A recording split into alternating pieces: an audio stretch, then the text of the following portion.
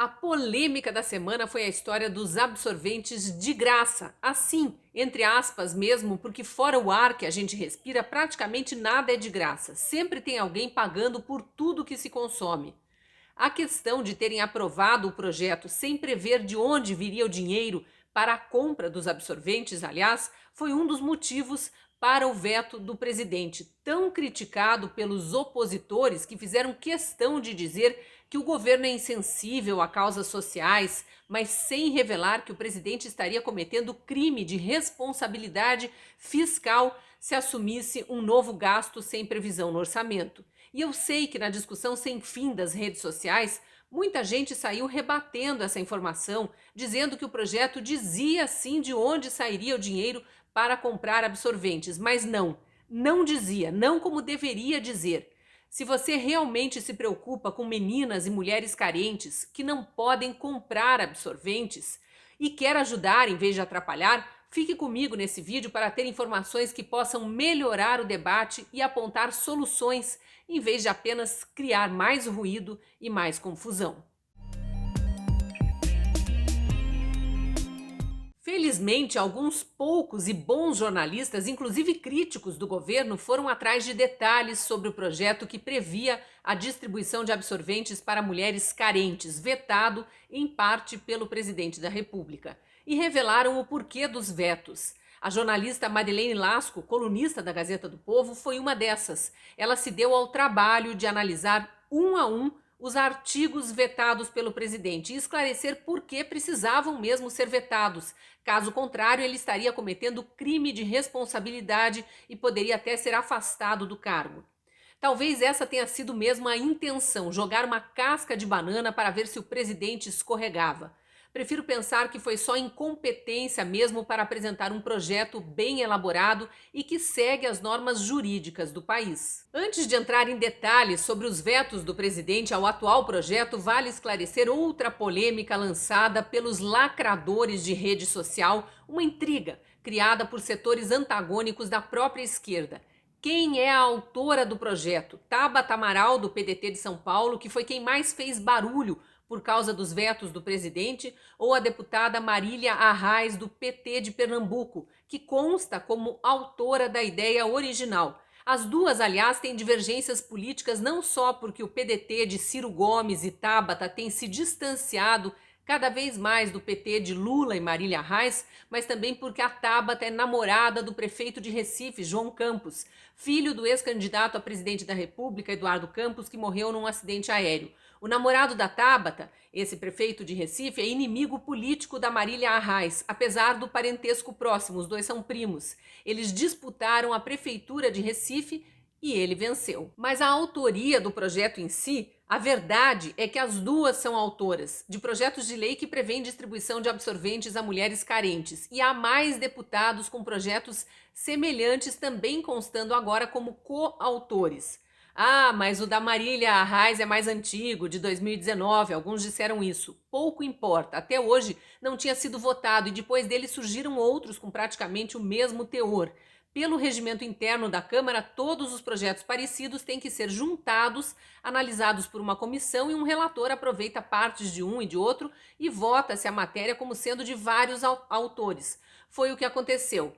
Ponto final nessa discussão boba de quem é o autor. Afinal, o que importa mesmo, ou deveria importar, é que o projeto traga solução para um problema real, certo? Aí vem outro problema, ou vários outros problemas que levaram aos vetos do presidente. A Constituição não permite que deputados ou vereadores criem novas despesas para prefeitos, governadores ou para o presidente da República sem especificar de onde vem o dinheiro.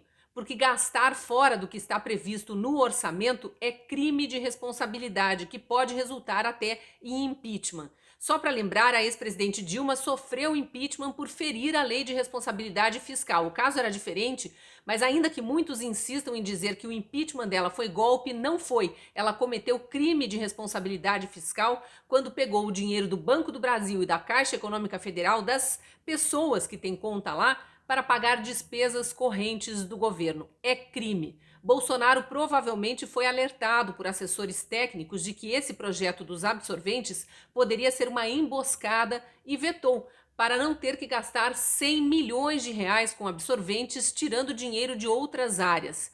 Se é que são 100 milhões de reais mesmo os custos disso, porque o projeto da Marília Reis, da Tabata e de vários outros deputados não diz sequer o valor exato da nova despesa que está sendo criada. Vamos à lista dos vetos e à análise feita pela Madeleine Lasco. O presidente vetou parte da justificativa da lei, onde está dito que, abre aspas, esta lei institui o Programa de Proteção e Promoção da Saúde Menstrual para assegurar a oferta gratuita de absorventes higiênicos femininos e outros cuidados básicos de saúde menstrual, fecha aspas. Assegurar foi um verbo mal escolhido para a redação da lei e falar vagamente em outros cuidados básicos sem dizer que cuidados são esses é jogar para a plateia e não resolver nada. Veja a análise perfeita da jornalista. Ela disse o seguinte: como uma lei assegura algo, ela não assegura, ela institui e espera que seja suficiente para assegurar, ou estabelece penalidade para o descumprimento. E de que outros cuidados básicos estamos falando? Quanto custa isso? Quem paga o quê? E qual a previsão orçamentária? E se houver município que não precisa da gratuidade, vai ter que ofertar o gratuito só porque a lei assegura? São questionamentos legítimos. Outro ponto de veto foi o artigo 3º, que descreve quem deve receber absorventes comprados pelo governo federal. Estudantes de baixa renda matriculadas em escolas da rede pública de ensino, mulheres em situação de rua ou em situação de vulnerabilidade social extrema, mulheres apreendidas e presidiárias recolhidas em unidades do sistema penal e mulheres internadas em unidades para cumprimento de medida socioeducativa. Redigido desse jeito, o texto levanta uma série de perguntas pertinentes que não foram respondidas pelos autores do projeto, nem por nenhum dos deputados que ajudaram a aprovar a lei. Uma prova de que havia muita vontade de sinalizar virtude e fingir empatia por mulheres pobres, mas pouca preocupação de fato em resolver o problema. As observações da jornalista Madeleine Lasco. Quando você fala da rede pública de ensino ou do SUS, não pode dividir usuários, ou é universal ou não faz. Só pode dividir por razões científicas e técnicas. E aí ela faz uma série de perguntas. Se a estudante de baixa renda ganhar uma bolsa de estudos de uma escola particular, ela não pode receber absorvente? A moça de baixa renda que não estuda, ou a mãe de baixa renda de tal estudante, também não recebem? Ou só recebem se estiverem presas, ou se forem morar na rua? De onde tiraram a definição vulnerabilidade social extrema? O que define, segundo esse critério, quem pode ou não receber absorvente? A mulher rica que apanhou do marido e fugiu de casa sem levar nem mesmo uma bolsa, pode receber? Se a mulher estiver em prisão domiciliar, não recebe? Só recebe se estiver internada ou presa? A mulher do regime aberto ou semiaberto recebe? Presa, enviada para casa para cuidar de filhos pequenos, recebe?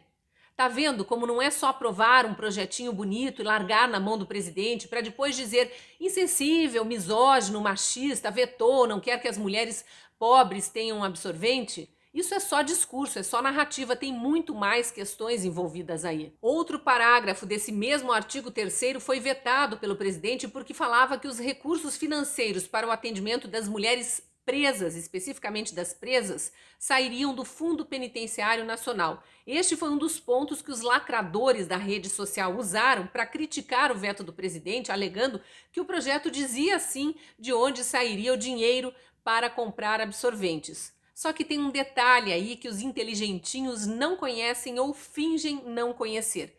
Esse fundo penitenciário existe mesmo, mas tem lei especificando no que ele pode ser gasto e compra de absorventes não está incluída lá. Então, antes de aprovar o projeto dos absorventes, a Marília Reis, a Tabata Amaral e os demais autores da lei teriam que propor uma alteração na outra lei, a do Fundo Penitenciário Nacional, que é uma lei complementar. E isso, obviamente, não foi feito. Mais um artigo vetado, o 6º, também tem a ver com essa argumentação fake de que o projeto previa sim de onde sairiam os recursos para a compra de absorventes, só porque escreveram lá que as despesas com a execução das ações previstas nessa lei correrão à conta das dotações orçamentárias disponibilizadas pela União ao Sistema Único de Saúde, SUS, para a atenção primária à saúde, observados os limites de movimentação, de empenho e de pagamento da programação orçamentária financeira anual. Olha a conclusão lúcida da Madeleine Lasco.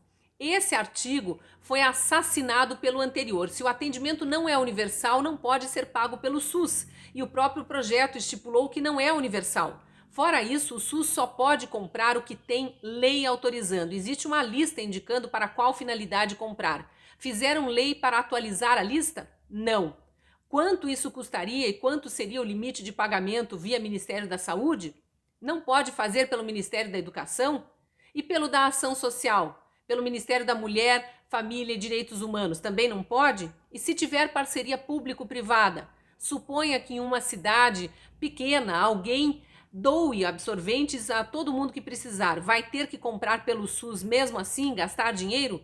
São perguntas não respondidas pelas autoras do projeto. O presidente também vetou o trecho do projeto que diz que o poder público adotará as ações e as medidas necessárias para assegurar a distribuição de absorventes, dando preferência àqueles feitos com materiais sustentáveis e que isso inclusive será critério de desempate nas licitações. Só que as licitações também seguem lei federal. Nenhum deputado pode criar novas regras para a licitação sem antes sugerir e conseguir aprovar mudanças na Lei Geral das Licitações. De novo, isso não foi feito. O artigo 7º foi vetado porque alterava uma lei anterior de 2006, acrescentando absorventes nos itens da cesta básica entregue pelo SISAN, que é o Sistema Nacional de Segurança Alimentar e Nutricional. E a pergunta óbvia é: absorvente é alimento? Não. Então não pode ser incluído nesse programa que diz respeito apenas à segurança alimentar e nutricional. Ou, de novo, tem que modificar a lei que criou o SISAN. E claro que isso também não foi feito. Se o presidente aprovasse esse artigo, ele estaria aceitando alteração em outras leis sem que o Congresso tivesse discutido isso e aprovado. Mais um crime de responsabilidade. Esse artigo, escrito pela Madeleine Lasco, como você deve ter percebido, foi realmente a fundo na questão. É muito esclarecedor e eu recomendo a leitura. Vou deixar o link na descrição do vídeo, porque se você chegou até aqui, é porque realmente não gosta da discussão rasa que só repete narrativas. Ao contrário, se interessa por informações verdadeiras, quer ter argumentos para rebater mentiras e não se deixa envolver pelas cortinas de fumaça que envolvem a polarização política no Brasil. No artigo você vai ter ainda mais detalhes sobre o assunto. Para terminar, eu lembro que os vetos do presidente podem ser derrubados pelo Congresso e é o que provavelmente vai acontecer nesse caso, dada a repercussão e a comoção provocada por termos lacradores como pobreza menstrual, repetidos à exaustão pelos esquerdistas mais radicais e militantes nas redes sociais. Mas se os deputados derrubarem o veto, estarão eximindo o presidente de responsabilidade por gastos fora do que estava previsto no orçamento e assinando embaixo de remanejamento de gastos. Se o presidente decidir que vai reduzir, por exemplo, investimentos na compra de vacinas para bancar os absorventes, ninguém vai poder reclamar depois. Tá vendo o perigo de embarcar em narrativas, sair compartilhando assuntos sem ter os detalhes? Com informação, além de não servir de massa de manobra, a gente tem argumentos para quebrar as narrativas mentirosas que tentam plantar por aí. Obrigada por assistir o vídeo até aqui. Aproveito para te fazer o convite, caso ainda não seja assinante da Gazeta do Povo, para se juntar à nossa comunidade de leitores, que tem acesso exclusivo a artigos escritos por mais de 40 colunistas, como esse da Madeleine Lasco, artigos meus, do Fiuza, Constantino, Daniel Lopes e tantos outros. Promoção no QR Code ou na descrição do vídeo. Te espero lá na Gazeta.